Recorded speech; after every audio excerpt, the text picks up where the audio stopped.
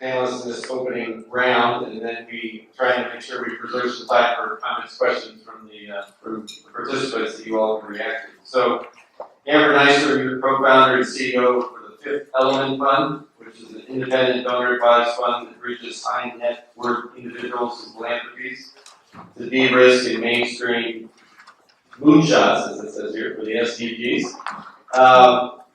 Tell us, and you specifically, I think, focus on trying to engage millennials and women in this work. And so what does this space look like from your perspective in terms of trying to turn those investment dollars toward these deforestation and climate solution opportunities that nature offers us? So first, you hear me? Yeah, you're right. Right. Hello, everyone.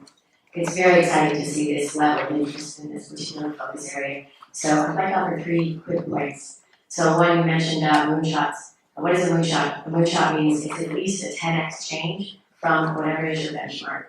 And this, I would argue, is the new minimum, absolute minimum. Many are now speaking about 100x shift. So in order to reach the Sustainable Development Goals, we're going to need to shift our whole horizon about where our minimum is. And in fact, it doesn't end up being more difficult. It's simply changing your whole parameters. So that's what a moonshot is, and they're rapidly growing so that we're no longer focusing on incremental change, because we don't have time for that anymore. We need to focus on the step change. That directly connects to women and millennials. So women and millennials are much more aligned overall with exactly what we're speaking about here. Why is that important? It's important because the majority of financial assets are increasingly going to women and millennials. They will be the majority holders of both our consumer assets, our investable assets, and there are multiple other streams that are being dedicated or that are flowing to women and millennials. One example, wealth transfer.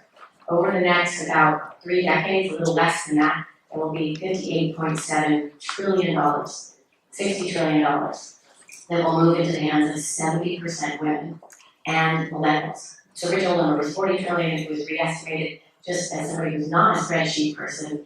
$1 trillion, what does that mean? Well, if you look at it in terms of seconds, 1 billion seconds ago was 1979, 1 trillion seconds ago was 370,000 BC. This is a lot of resources going to 70% women and millennials.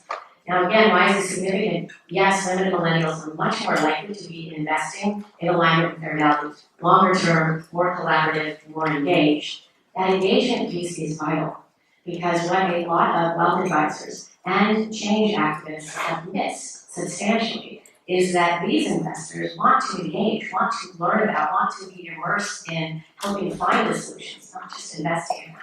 So another element that I would offer is to engage further in collaborative means of bringing together, in this case, women and millennials, to co-create the solutions, in addition to investing in those solutions. Another element on that is we have technologies now. So core to our focus is also bridging impact and sustainable investing and blockchain and digital assets. Think of these technologies as massively connected technologies. So we now have technologies that can interconnect, I call them whole system solutions.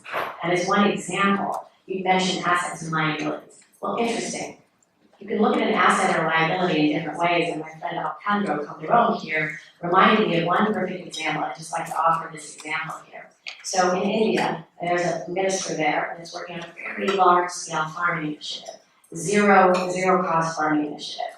And this is being really successful. Why is that key? Because the more successful that is, actually the less forests they're going to have to chop down because you have sustainable livelihoods there. And Alejandro said, what are you doing with the waste?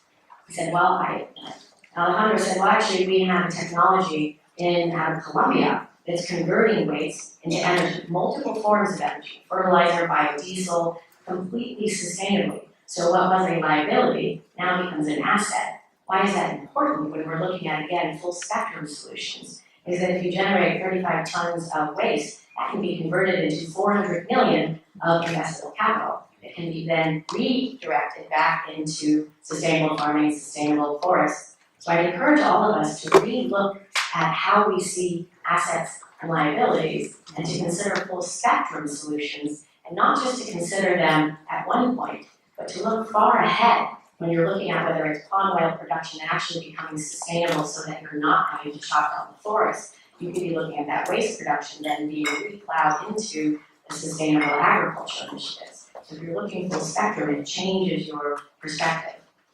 Thank you very much. Excuse me, what I'd like to do is